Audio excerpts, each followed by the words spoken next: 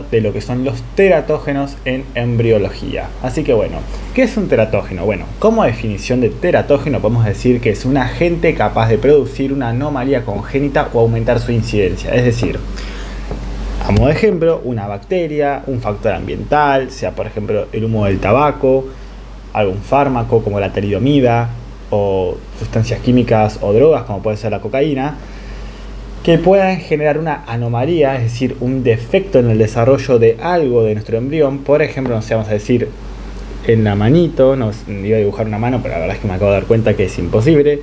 En la circunferencia craneal, es decir, el tamaño de la cabeza de nuestro neonato, etcétera. Entonces, son cosas que pueden aumentar o producir esta anomalía, esta estructura, esta modificación, sea del funcionamiento, sea anatómica, que está por fuera de los rangos normales.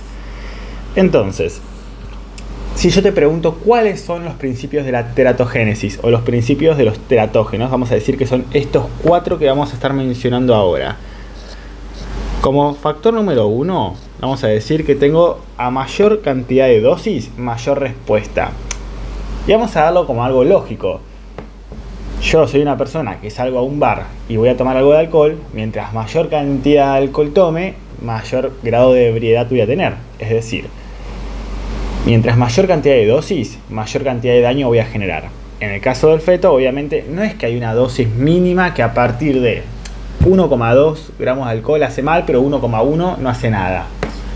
Obviamente esto depende de cada persona, como el valor umbral también, depende de cada persona, de cada individuo y de su resistencia a esto, pero obviamente no es lo mismo que la madre consuma, por ejemplo, una botella de cerveza al día que consuma 10. Entonces, por ejemplo, relacionado al alcohol, mayor cantidad de alcohol se relaciona con un perímetro cefálico menor, es decir, que justamente va a tener una cabeza más pequeña. El diámetro de lado a lado de cabeza va a ser más pequeño en una persona cuya madre consumía alcohol.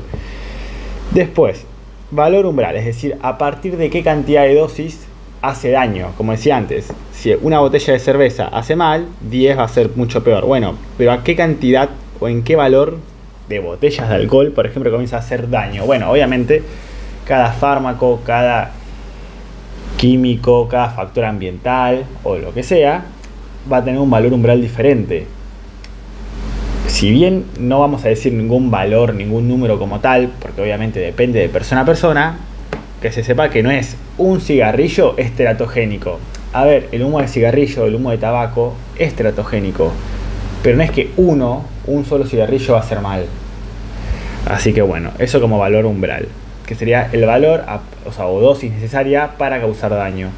Después, ventana de acción o periodos críticos, depende justamente de cada órgano o de qué estructura estamos hablando. Por ejemplo, acá en periodo crítico o ventana de acción vamos a determinar 3 sectores: la semana de desarrollo 1 y la semana de desarrollo 2, la semana de desarrollo de la 3 a la 7 y la semana de desarrollo 8 al nacimiento, al recién nacido. La semana 1 a 2 se dice que es un periodo de a todo o nada. Vamos a decir que nuestro, no sé, embrioncito, porque acá ni siquiera es un embrión como tal, es, no sé, una mórula o un blastocisto, depende en qué estadio estamos viendo, pero vamos a decir que tiene 20 células. Voy a dibujar un par de forma aleatoria, no sé cuántas voy a dibujar, pero bueno, ténganme paciencia. Vamos a decir que el teratógeno que tengamos acá en la semana 1 o 2 me dañó esta cantidad de células. Como son células que no están diferenciadas, las células de al lado, las células vecinas, pueden suplir esa pérdida. Entonces, en este periodo de todo o nada, vamos a escribirlo, ¿qué primó? El todo. ¿Por qué? Porque justamente estas células van a poder reemplazar las otras. No es que voy a perder un bracito o una piernita o, no sé, un pulmón. ¿Por qué? Porque estas células están indiferenciadas. Es decir, hacen una mitosis y reemplazan a la otra que acaba de perderse. Pero si el daño es muy grande, no se puede suplir. Entonces, ¿qué pasa? Nada, se hace un aborto. Ni siquiera quizás se entera la madre de este embarazo, porque pensemos que acá, semana de desarrollo 2, coincide más o menos justamente con la menstruación del futuro ciclo de la madre. Obviamente si tuviera un ciclo de otra vez. ¿Por qué me refiero a esto? Bueno, tengo un ciclo de 28 días. Acá tengo el día 14. ¿Cuándo se genera más o menos la fecundación? Bueno, se genera en este rango más o menos, día 14, 15, 16, por ahí, porque acá se ovuló en el día 14 y se tuvo que encontrar con el espermatozoide. Entonces, más o menos una semana, día 21, segunda semana, día 28. En este rango más o menos se podría generar la pérdida de este embrión, entre la primera semana, la segunda semana, toda esta zona. Y si la madre lo perdió ahí, ni siquiera se enteró que tenía un embarazo. ¿Por qué? Porque recién en estos días, del día 1 al 5, tendría la menstruación. Entonces, justamente un sangrado por un aborto espontáneo se lo podría llegar a tomar como que es una menstruación de su ciclo, como que continúa de forma normal. De hecho, más del 50% de los embarazos se pierde en esta etapa, más del 50%. Así que bueno, como para que tengan en cuenta. Entonces, a eso nos referimos con que es un periodo de todo o nada, justamente la ventana de acción en la primera o segunda semana.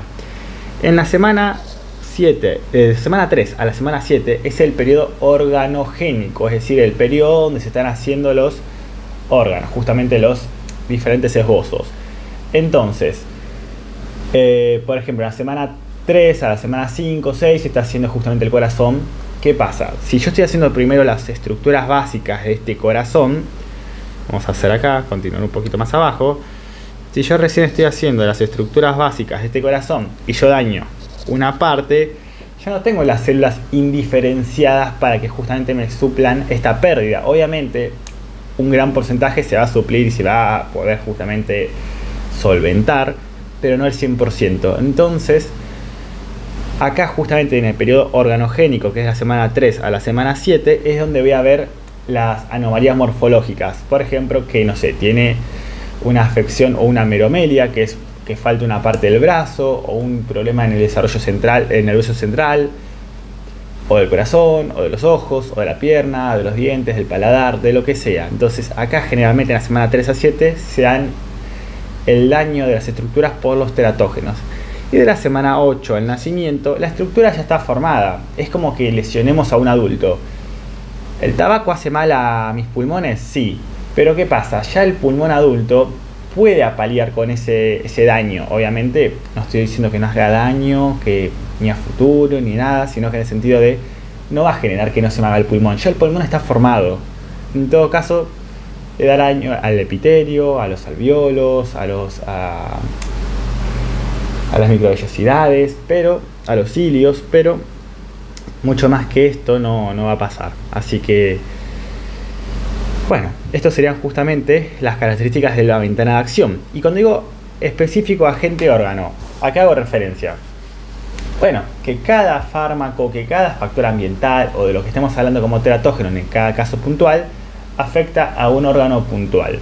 No digo que solo a ese órgano, pero cada fármaco tiene obviamente una incidencia sobre algo. Vamos a decir, si yo te hablo de alcohol, ¿qué interpretás? ¿A qué afecta? Bueno, al sistema nervioso o a la cabeza, digamos, a la mentalidad. Porque a mí, yo como persona adulta, cuando tomo alcohol, obviamente se me nubla un poco el juicio.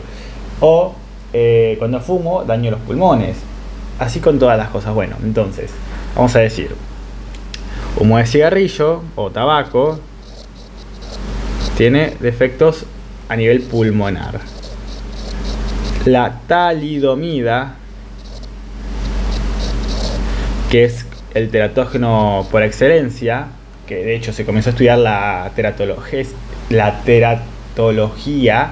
fue en base a la talidomida, a la existencia de este medicamento, porque se vio que justamente afectaba a los miembros superiores. En general a los miembros, pero bueno, se hacía como ejemplo de desarrollo de un brazo, de una mano, de un antebrazo. Entonces en extremidades, vamos a decir, extremidades. El alcohol,